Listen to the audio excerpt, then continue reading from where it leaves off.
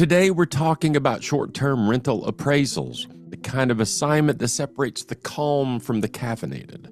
They live in a gray zone where data is thin, markets are mercurial, and everyone involved wants a clean answer to a messy question. These are not checklist problems, they're judgment problems. We're going to dig into why they cause so much heartburn, where traditional appraisals start lying to us out of self-defense, and how a new generation of tools is attempting to restore order without pretending the chaos was never there. Stick around. Don't believe the fiction that property data collectors do the same job as appraisers. Property data collectors and appraisers have two distinct roles. Property data collectors perform an objective, fact-based collection and reporting of data and do not provide any opinion on value. Appraisers develop and provide an opinion of value on a property using various sources. Get the facts. fanniemae.com/propertydata.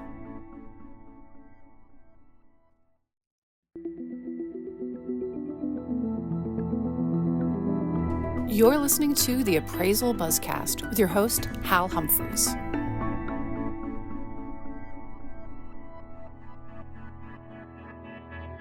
Welcome back to this episode of the Appraisal Buzzcast. My name is Jim Morrison, and I'm joined again by our host, Hal Humphreys. Hey, Hal, how are you doing? I'm doing fantastic. Jim, how are you? I'm doing great. Well, we're really excited to be joined by our guest today. Erik Morin is the CEO of Atlas VMS, and Erik works closely with lenders and appraisers across the country, and we're going to be talking about short-term rental properties and why they create such confusion, inconsistency, and risk. So let me bring him in. Hey, Erik, how you doing? Good. Great to see you guys again. Erik, thank you so much for taking the time to be here today. Do me a favor, for those of our listeners that don't know who Erik Morin is, tell us a little bit about yourself, how you got started in this business, how you found yourself in this appraisal space. Sure. Well, I've spent my entire career around mortgage and real estate and valuation, probably the last almost 30 years in valuation. Prior to being CEO of Atlas, I founded and was CEO of Landmark Network, sold that national AMC to Class in 2018 and became a partner there. Spent about 2.5 years or so at Class, and then when they had when Gridiron came in as another private equity firm, I took that opportunity to exit and took my contractually obligated break from the industry, but was able to return back to it with Atlas. Atlas is a national appraisal management company and technology provider. We did acquire a technology platform this summer, Aimport, which competes with Mercury, Rigor, and some of the other platforms. So we service both our own AMC clients, but also other AMCs and lenders on our platform. Okay, so you've been around for a minute. Short-term rentals are the topic of discussion for today, and it seems to me that there's a lot of confusion about short-term rentals and valuation. We get more questions about short-term rentals than almost any other assignment type. Why, Erik, are these properties so difficult for many appraisers to get their head around?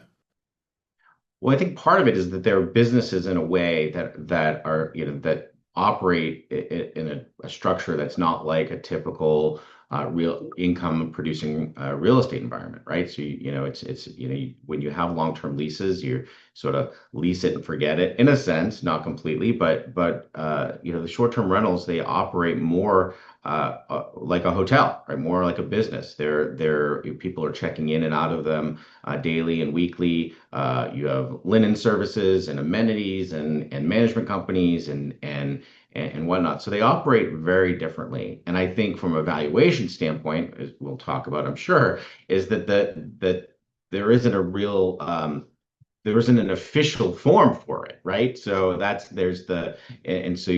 really trying to fit a square peg in a round hole in many cases. And so I think that's why it creates the confusion. Yeah, for years we've been asked as appraisers to, just put that on a 1007. It's not designed for short-term rental. It is literally designed for long-term rental analysis. Why does that approach fall short when it's applied to short-term rental properties? Well, the best example I'll give you is my own property. I have a short-term rental in Southern California in the desert. And I'll tell you that during Coachella in April, what I'm getting to rent my property out is way different than what I'm going to get in July when it's 120 degrees out there, right? And so you can't just take the revenue from April as much as property owners would want to, and just sort of extend that over the course of the year and say, yep, that's the income. And of course, we know that the value, the lending on those is really based on the income, right? So it's not on the sales comparison approach so much. So you look at the income, and if you're calculating your income and your expenses incorrectly, that completely changes the lending opportunity. It's one of those situations where a snapshot doesn't do the property justice in terms of what it is actually going to do performance-wise. My father was an old school real estate appraiser, and he used to talk about, businesses being bought. And he said, these investors are not buying sticks and bricks. They're buying a cash flow. And in the realm of short-term rentals, a lot of the investors are buying a cash flow. They're buying a business operation. Now, there is still an inherent underlying value of the real property. But there are some nuances to this world of short-term rentals that need to be addressed. Now, your company, Atlas VMS, recently announced Atlas STR Insight, which is designed specifically for short-term rental appraisals. What problems were you trying to solve with this new product? Well, we're trying to give an opportunity to our lender clients to have a form that they could actually rely on the data in a proper way. So it could be laid out in a way that reflects the short-term rental the way that it should. We're not the only AMC that's tried to solve this problem. I think there are some of our great competitors have done it. I think Optian has a great product out there on the marketplace. So happy to give our competitors the credit that they deserve. The biggest challenge I think that we've had is the headwinds that have been caused by our own industry. Other AMC competitors out there who literally market on a daily basis that they will put the short-term rental on the long-term form, right? And I think that creates an environment where lenders say, well, I could go get these other forms approved, or I could just use the one that we're used to, right? Even though it's not accurate. And it would be like an AMC going out there and saying, hey, we'll put your condo appraisals on a manufactured home form, right? That's and almost worse, because the data that you're putting out there is just not accurate, and it can substantially impact what a lender is going to make, what the lender's choice on how much they're going to lend, and it puts everyone at risk. And so it's unfortunate that we've had our competitors out there that have been pushing this, because it really has delayed the change. Change has to come, and I think we've been our own worst enemy when it comes to that. The thing about the 1007 form being used for this purpose, number one, the issue you talked about of it kind of distorts the picture of what the property is for the lender. Number two, I mean, look, I've heard both sides of the argument. One side is forms are not USPAP compliant. Forms are just a method of delivery for information. You can add your own stuff to the forms and make them, appraisers have to comply with USPAP.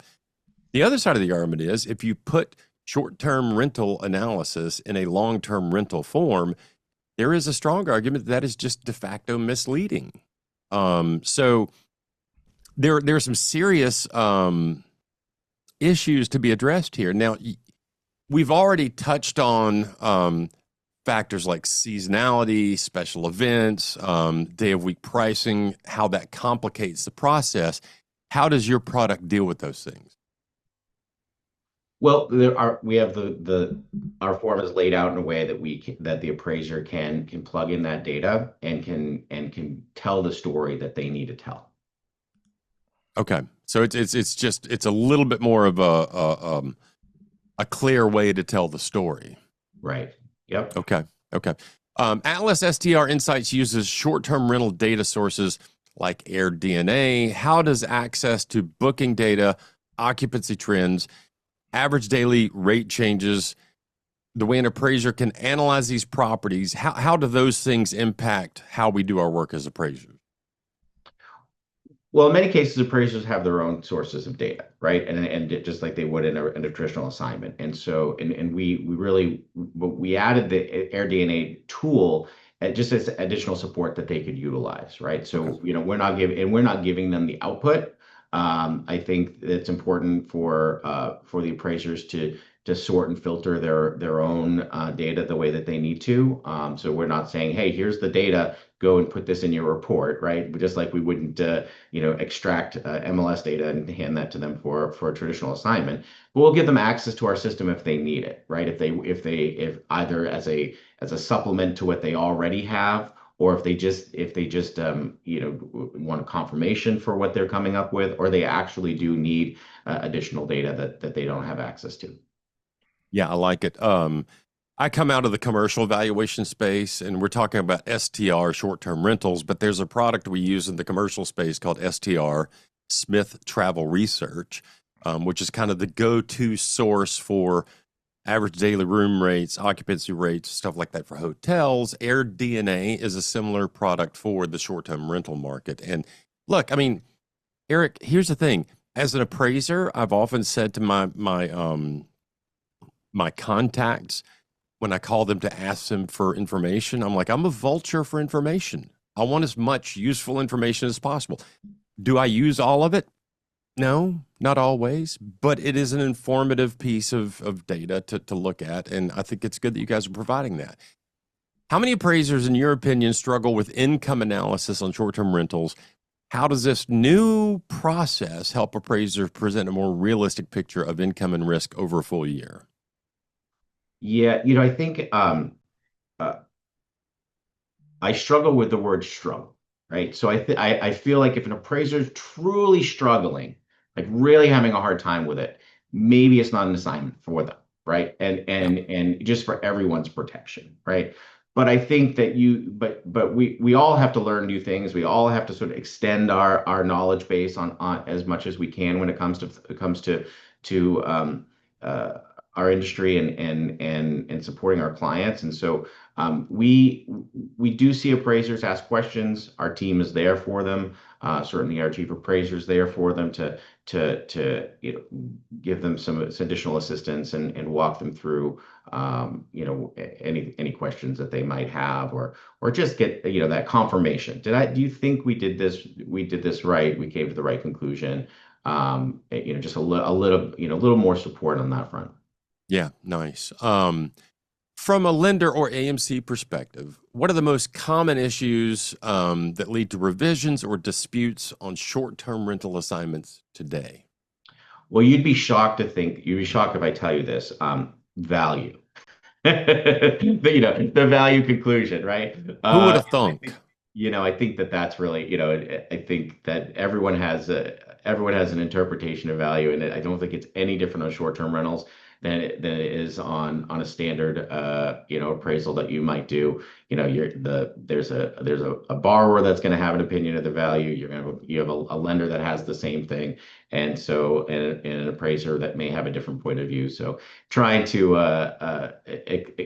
deliver that message, and then handle any feedback that might come back from other parties. Yeah. That's part of what we have to do, and I think that's true in short-term rentals, and as much as it is in a standard appraisal. There is a little more. There's maybe a little more nuance because of those data points around your daily rates and some seasonality and whatnot, that you might have folks that disagree with it and say, well, I'm not impacted by that difference that happens, right? Or I don't rent to those folks that, for those events, so it doesn't affect me. So you get a little bit of that that can come up, but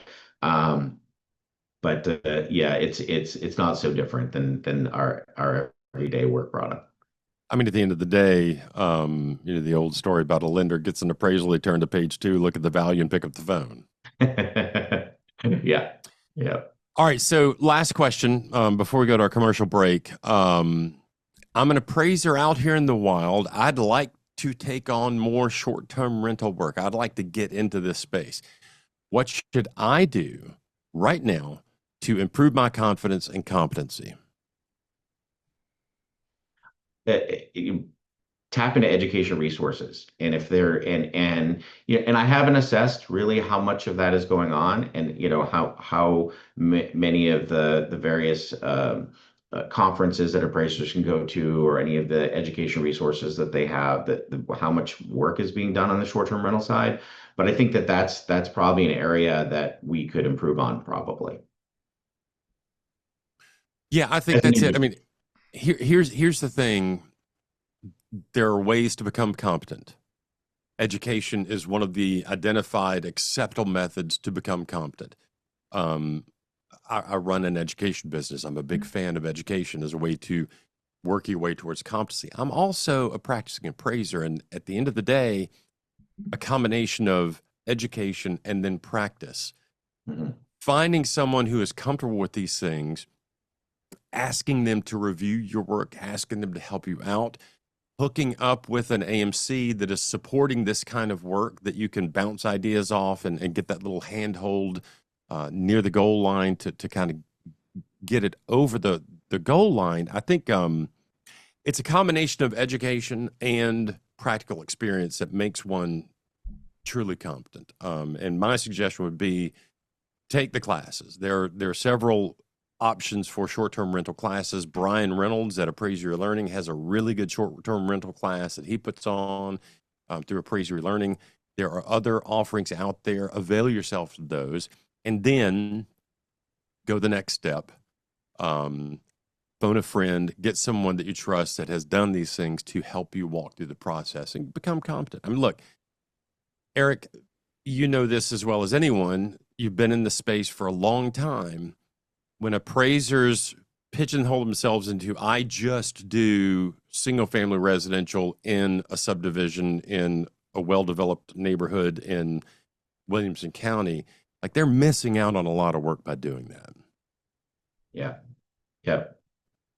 Okay, well, let's do this. I'm going to take a quick break. We'll hear from one of our sponsors and we'll be right back. ACI introduces ACI Sky Workbench, a cutting-edge cloud-based platform designed to streamline UR/AR appraisal report generation like never before. With seamless workflow integration, automated data management, and built-in compliance, Workbench empowers appraisers to work smarter, faster, and with greater accuracy. Visit aciweb.com for more info. Welcome back, everybody. You're listening to the Appraisal Buzzcast. I'm Hal Humphreys. I'm joined today by Erik Morin. Erik has been kind enough to spend some time with us today talking about short-term rentals. Erik, thank you, number one, for being here. I'm going to warn you, Jim Morrison, our producer, likes to come at me with these anonymous appraiser questions as if I'm the authority on all things appraisal. I certainly am not. He does this to make me look as foolish as possible in front of the masses. Morrison, do we have an anonymous appraiser question that you can try and trip Erik and me up with? We do, and I think we've kind of touched on this a little bit already. But this is from a question we got from an appraiser. It says, I've recently received several assignments requesting a Form 1007 and a 216. I include long-term rental data on the 1007, even when the property is being used for short-term rental. The Fannie Mae Form 1007 was designed for long-term residential rentals. If a property is used as a short-term rental, I believe it should be reported in narrative format similar to a hotel appraisal completed by a certified general appraiser. How do you view short-term rentals on the 1007? Do you avoid them, or do you just comply with the lender requests? Erik, thoughts? Well, I think that's the point that we've made by bringing the Insight product out, right? It's just you can't put short-term rental data on a long-term. I mean, you can put it on the long-term, not the form. Maybe you're capable of doing it, but does it tell the story that the lender requires, right? That the lender needs because they're trying to make a lending determination, and if you put incorrect information on the report, it's no different than if your adjustments are wrong on a 1004, or you have the incorrect sales price, on comps, right? It leads to a different result. And so it's important that we use tools that can provide correct information so lenders can make proper decisions. Yeah, and I think that lenders making the proper decision. Sometimes lenders don't know exactly what it is they need. They'll say, I need an appraisal on this, but they don't know exactly. That's where we as appraisers have to come in and walk through a scope of work, what is going to be required to meet your intended use, those kind of things. I like, personally, I'm a certified general. I come from a commercial background. I like the narrative option. That makes sense to me. I'm going to tell you right now, a lot of people in this space are not going to want to read a narrative report. So finding some version of a report builder or a form that tells the story in an appropriate fashion, I think is a really good idea. The last thing I will say to this appraiser, again, I commend you on asking the question. I commend the way you're thinking about this. I think you know the answer to this. I wouldn't say avoid it in terms of taking on short-term rental work. I would say avoid putting that work on a 1007 form. Do not just comply with what a lender requests, ever. It is on us as the appraiser. The burden is squarely on our shoulders to determine the appropriate scope of work. So I would look at it like that. If they're asking for one thing and it ain't right, don't do it. That's my advice. Yep. Jim Morrison, how did we do? Well, I think you guys did great. Erik, it was so great talking with you today. It's very interesting. This is really one of the topics that we hear the most about, so it's great to get some clarity on that. Great to see you guys. Erik, thank you so much for being here. And if we have nothing else for Jim Morrison and Erik Morin, I'm Hal Humphreys, and that is your Appraisal Buzzcast for this week.